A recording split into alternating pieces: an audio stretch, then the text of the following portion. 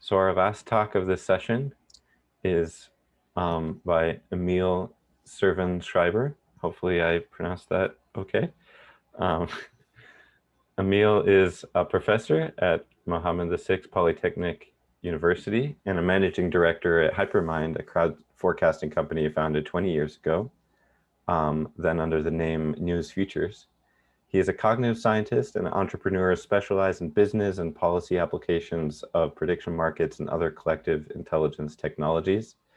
Emile published a book on collective intelligence in 2018 and ran for public office on a collective intelligence platform in 2012. And today he'll be talking to us about comparing forecasting skill versus domain expertise for policy relevant crowd forecasting. Thanks, Emile. Thanks. It's nice to be with you all in the privacy of my own home, or lack of privacy thereof, actually. So we're going to talk today about basically when you want to make forecast about something that's policy relevant, which means something important.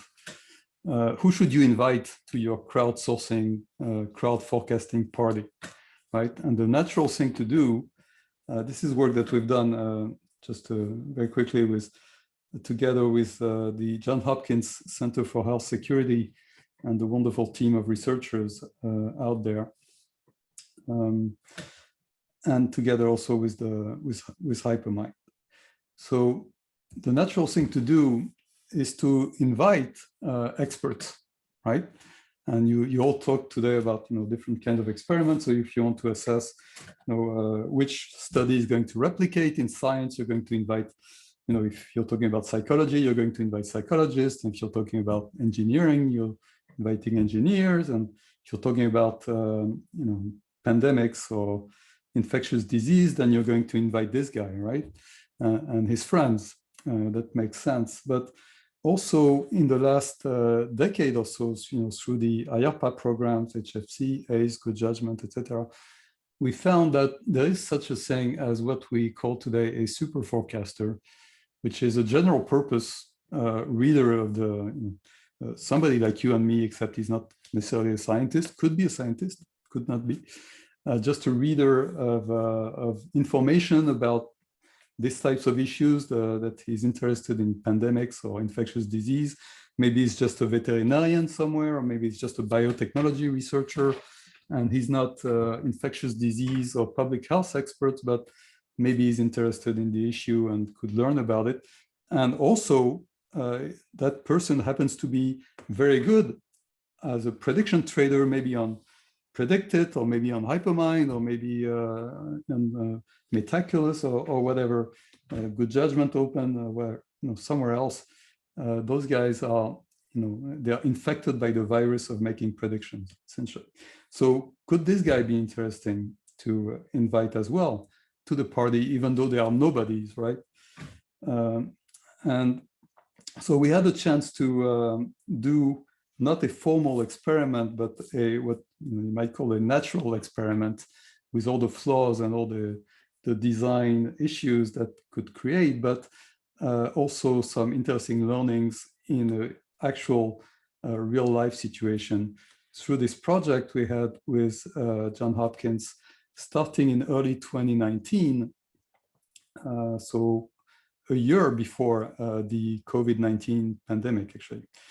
And so what Johns Hopkins was interested in is using a prediction platform to evaluate the ability of a crowd of public health professionals or people interested in infectious disease outbreaks to make useful predictions to policymakers regarding the severity and evolution of pandemics around the world. So we were looking at 19 infectious diseases all around the world. I name a few here: Ebola, influenza, dengue, cholera, etc. And then eventually, when COVID hit, the panel was there, so we started making predictions about COVID as well. So this was running over 15 months, from January 2019 to March, April 2020. we had a chance to ask 61 questions, call them IFPs in government speak, individual forecasting problems, right? With 217 potential answers. So it was a rather large project. And we had actually, over the course of the project, almost 600 forecasters, but I'm focusing here on the first wave of forecasters in the first 6 months of the project that were invited, so we could make comparisons over many more IFPs than we could otherwise. And there were different types of people. So the people that Johns Hopkins invited, which were essentially public health professionals through various professional media and their own professional networks. Most of them were public health professionals. Some of them were just interested in veterinary medicine or biotechnology or whatever. So they are not public health professionals, but they were interested in medicine and these types of issues. And then we also invited on the fly, just for the hell of it, prediction traders from Hypermind who wanted to take a chance at being right and winning some money on this experiment as well. So on Hypermind, we typically feature business issues, geopolitical issues. So, a far cry from epidemics and technical stuff in public health. And we're asking questions of the kind that you see here.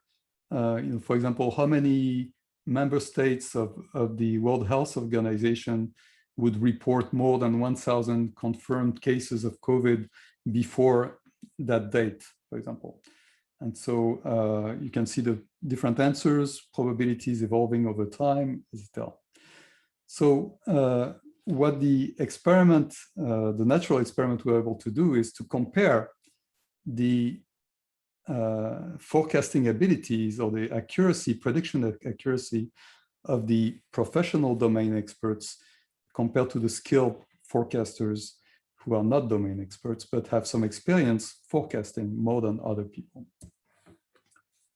Of course, we can look at these different questions, and once we know the right answer, what we can do is score what the chance forecast would have been in terms of Braille score and compare that to a particular forecaster or a particular aggregation method and see whether it's better than chance, better than another method or another forecaster, etc. So this is what the UI looked like. Very quickly, this was not a prediction market, it was what we call a prediction poll. And it was registering the probabilities for each possible answer from each of the forecaster. Once they entered their probabilities for each potential answer, then they could see a suboptimal version of the crowd forecast. So it doesn't have the full algorithm to make it the best possible, but it gives an indication of what other people are thinking, and you could revise your forecast as well. But the trick is that in order to win the contest, you need to do better than the crowd forecast, obviously. You need to be better than most other people. There was also some exchange of information in the forums. So I mentioned this because it's not the case that we had a very super clean experiment where we had a panel of domain experts on one platform completely separated from a panel of skilled forecasters on a different platform with comparison that would be totally clean, right? Those people could actually see what the whole crowd saw, right? So this is a real situation. Now, this is what happens in the real world, right? You can't, this is not an experiment, but still, you can look at what happens. So this is the aggregation sequence that we use. It's pretty standard, very well described in the in Pavel's article from Good Judgment, which I mentioned here. So you take the whole crowd, you weigh according to information you have about past performance and current behavior, you weigh them differently. Then you get rid of those whose forecasts are too old. So you only keep a few.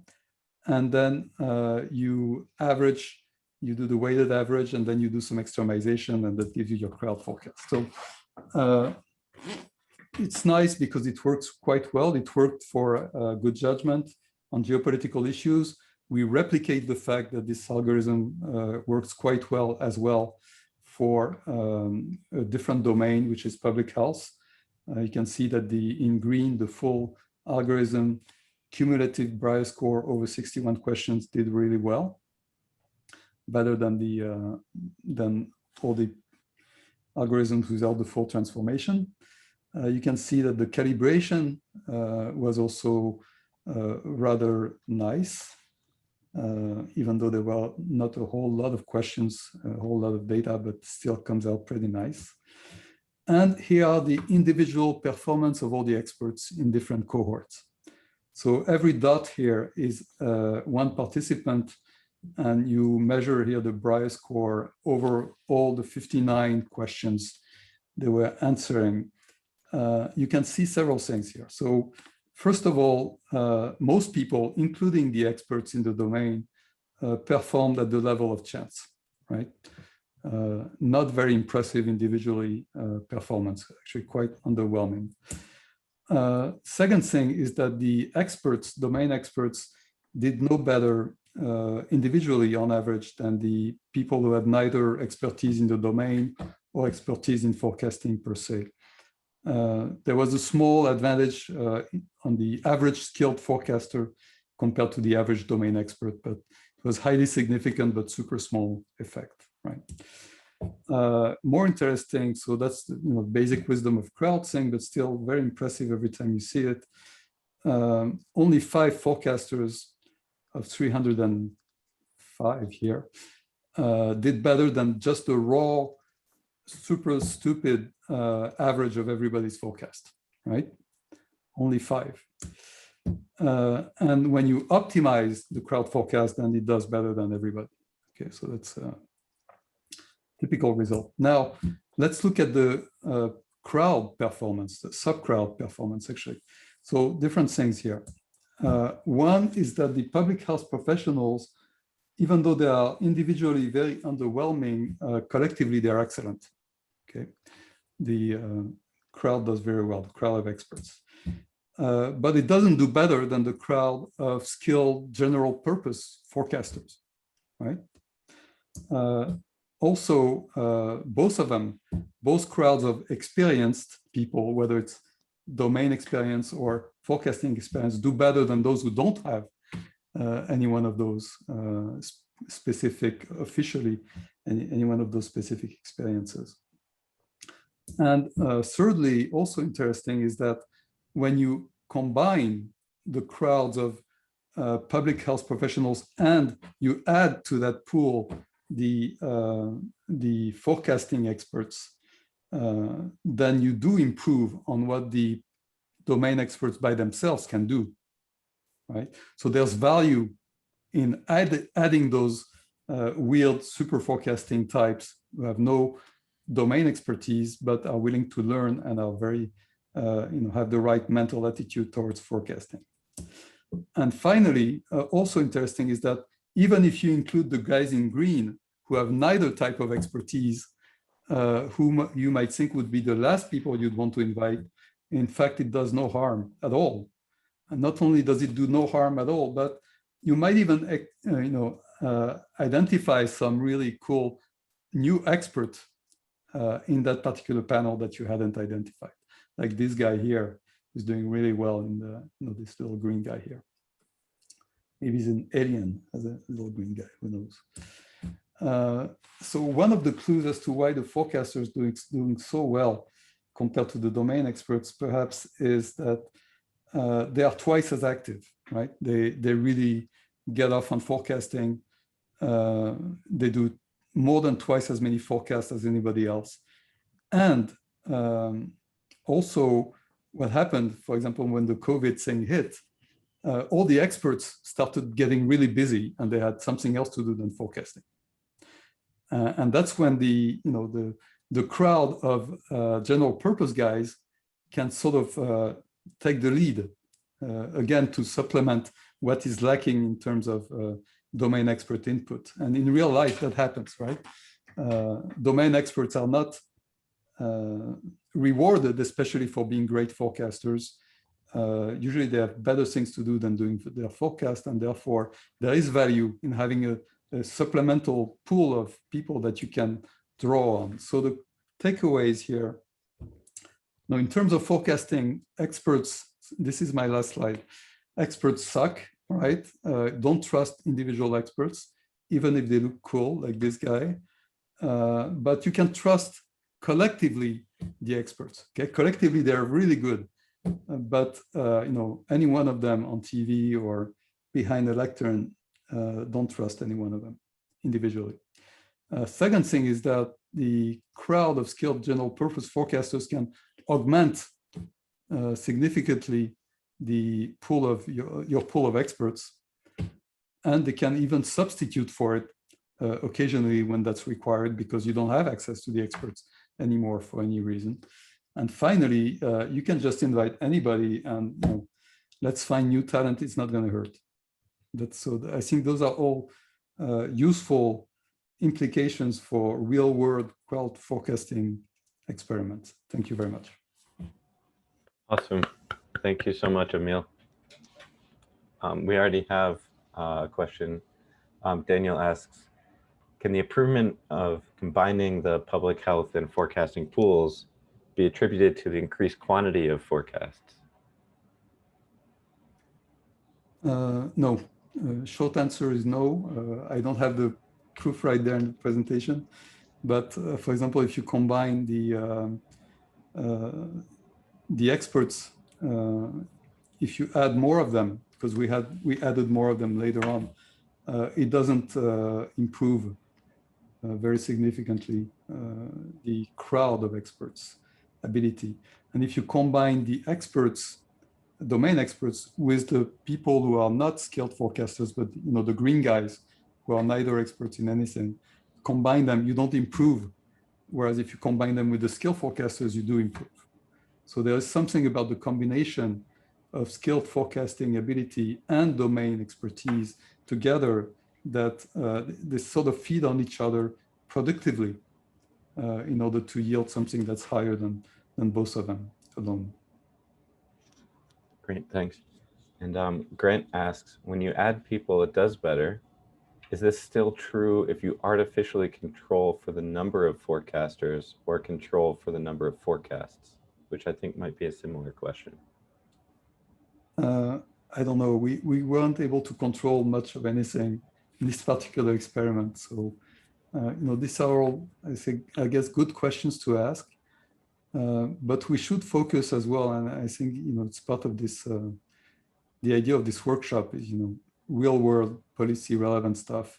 What do you do when you have to not run an experiment, but when you have to actually do something that's going to be useful today, because there is a crisis, you need answers.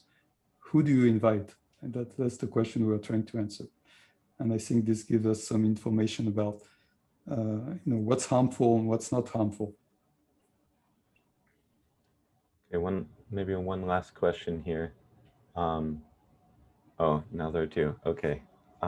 Well, Dave, feel free to cut us off. But okay, Bo asks, can you comment on collecting forecasts independently versus having forecasters communicate, discuss, come to consensus? Yeah, I was thinking of the same question based on Barbara and Phil's talk. Yeah, well, it would have been great to be able to do that. I can't tell you what would happen. My feeling is that just like somebody said earlier, you know, if you have two different forecasters give you the same probability, but they're using different information, then you should have even more confidence in that probability, right? You should raise the probability. Here you have two different pools of people who are using different information. The expert is not using the same information as the forecasting, you know, champion. But the forecasting champion is using the information from the domain expert, and the domain expert is being stimulated and challenged by the forecasting from the skilled experts, the skilled forecasters. And I think there's something which probably, you know, it would be great to be able to test it, but intuitively, that's what you observe when you watch these platforms develop over time, is you see that dynamic, which seems to be very synergistic and useful.